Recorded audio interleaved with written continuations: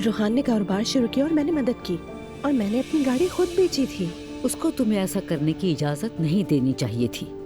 शादी के बाद से तुम अब तक खुद को वैसे ही कुर्बान कर रही हो। अम्मी, मैंने आपको अभी कहा कि मैंने खुद किया है सब। आपने भी तो एक जमाने में बाबा के लिए अपने सोने के सिक्के बेचे थे। जी भाभी, मैंने भी किया था। सभी ऐसे ही करते हैं। सब करते हैं। जी हाँ मरियम साहिबा, मियाँ बीवी के दरमियान ऐसा हो ही जाता है। बिल्कुल होता है, मैंने भी किया था और दोबारा भी करूंगी। लेकिन जानती हूँ फर्क क्या है? मेरा शौहर बिजनेसमैन था, एक देते तो 10 वापस आते थे। तुम्हारे शौहर ने तो सारा पैसा गवा दिया, ऊपर से जेल जा पहुंचा। अच्छा मरियम साहिबा, हम इस बात पे इतनी बहस कर ही क्यों रहे हैं? अम्मी, मेरे ख्याल से अब हमें चलना चाहिए। हाँ अम्मी, क्या हम ये बाद में बात कर सकते हैं? बाद में क्या बात करेंगे? सभी को तो मालूम है इस बारे में। क्या बाबा को पता है? नहीं, उन्हें नहीं पता। हस्बुनल्लाह। अम्मी, क्या हम इस बारे में बाद में बात कर सकते हैं? लैला, जुलकर बेटा चलो अब चलते हैं यहाँ से। चलो, खुदा हाफिज। अपना ख्याल रखना रमीज बेटा। अल्लाह हाफिज मरियम साहिबा।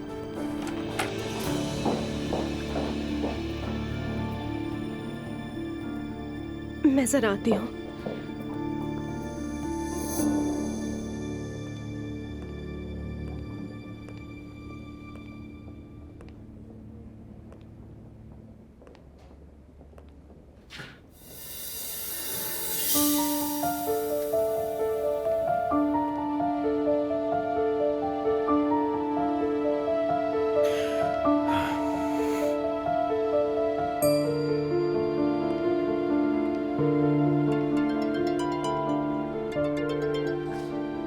हेलो।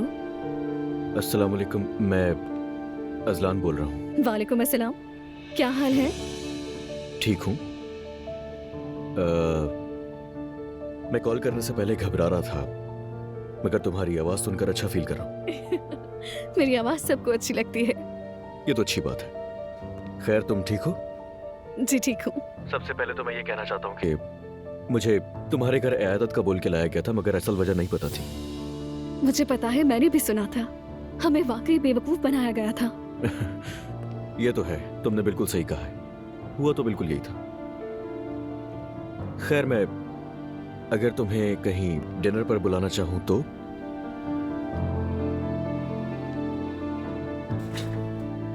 मुझे पता है। तुम्हें पता है? इस कॉल में तो बहुत सी सरप्राइजेस भरे हुए हैं मेरे लिए। खैर, तुम आज रात अगर फ्री हो तो हम खाना खाने चल सकते हैं कहीं। जी जी चलते हैं।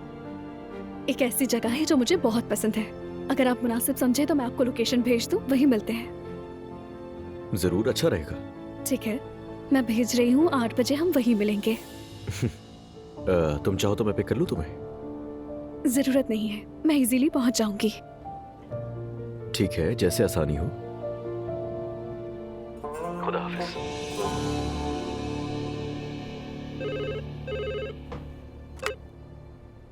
उरूज साहिबा, उमर उनाल आए हैं। उन्हें अंदर भेज दें।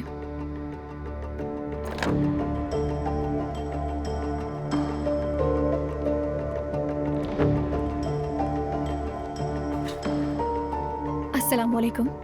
वालेकुम अस्सलाम उरूज। आई थिंक आप बिजनेस की बात करने नहीं आए, जरूर कोई और बात है। जो मैंने सुना, क्या वो सच है? तकदीर में यही था। मैं मजाक नहीं कर रहा हूँ। मुझे भी मालूम नहीं था, अचानक हुआ ये सब। मैं जानता हूँ तुम्हें नहीं पता था। किसी तरह मेरी भाभी और तुम्हारी अम्मी ने सब तय किया। क्या तुम्हारी फैमिली मेरी बातें ही डिस्कस करती है? उरूज, ऐसी कोई बात नहीं है, लेकिन चचा होने के नाते अजलान ने बताया कि वो किससे मिल रहा है, ऐसे पता चला। जाहिर है तुम उसके चचा जो हो।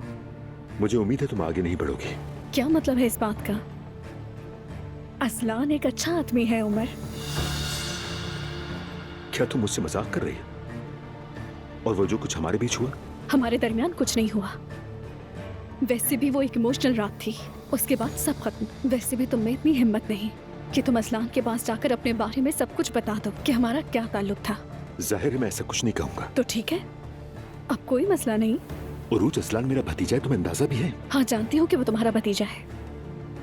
तो क्या मैं उसके लायक नहीं? मैं बुरी हूँ क्या? क्या तुम चाहती हो कि मैं अजलान की खुशी बर्बाद होने दूं? क्यों बर्बाद हो गई उसकी खुशी, बताओ जरा। वैसे भी अभी कुछ फाइनल नहीं हुआ, कुछ भी नहीं। उमर, अब तुम मुझसे ये मत कहना कि तुम मुझसे मोहब्बत करते हो, ठीक है? मैं कोई बच्चा नहीं हूं, और वैसे भी मैं अपनी बीवी के पास वापस जा चुका हूं। बहुत खुश हूं। अच्छा, ये तो अच्छी बात है।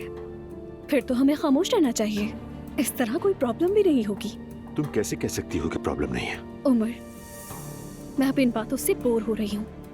अगर बिजनेस की बात करनी है तो ठीक है, वरना प्लीज हम किसी और वक्त बिजनेस के लिए मिल लेंगे और बात कर लेंगे। लेकिन प्लीज अब इन फजूल बातों की वजह से एक दूसरे को टेंशन मत दो। जो हुआ से भूल जा सकते हो।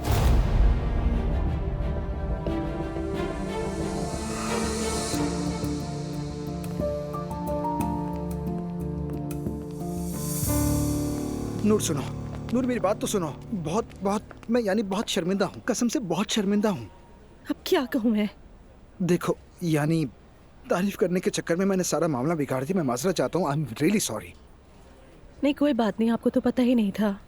परेशान मत हो। गलती तो मेरी है, तुम्हारी अम्मी को गुस्सा आ गया। क्या फर्क पड़ता है, हमेशा ही ऐसा होता है। क्या मैं तुम्हारे लिए कुछ कर सकता हूँ? मैं अकेले रहना चाहती हूँ।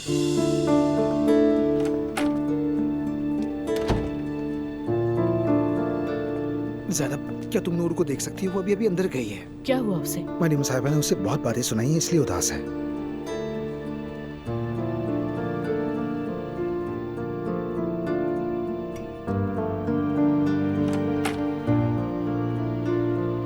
क्या हुआ तुम्हें?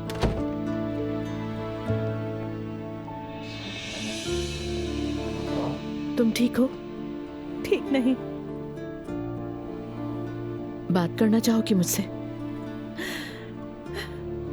मेरी हिम्मत जवाब दे गई है। रोहान जेल से तो बाहर आ गया है, मगर वो पहले जैसा नहीं रहा। बिल्कुल बदला बदला सा लग रहा है।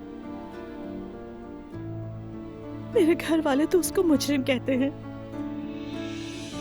हर कोई मुझ पे चिल्लाता है और मैं बच्चों की तरह डांट खाकर थक चुकी हूँ। समझ नहीं आ रहा क्या करूं।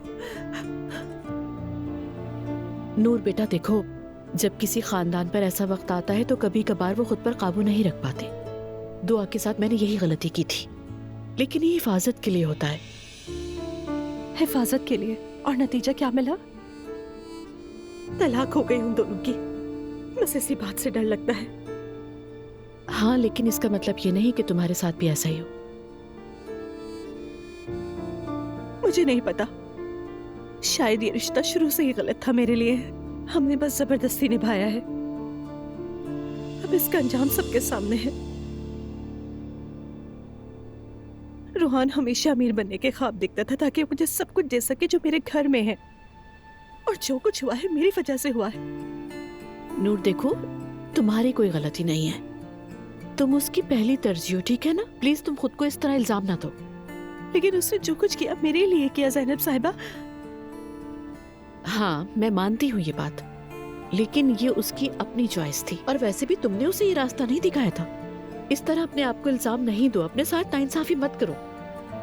मैं तो अपने शौहर और खानदान के बीच में फंस के रह गई हूँ। नूर देखो, तुम दुनिया की सबसे मजबूत औरतों में से एक हो जिन्हें मैं जानती हूँ।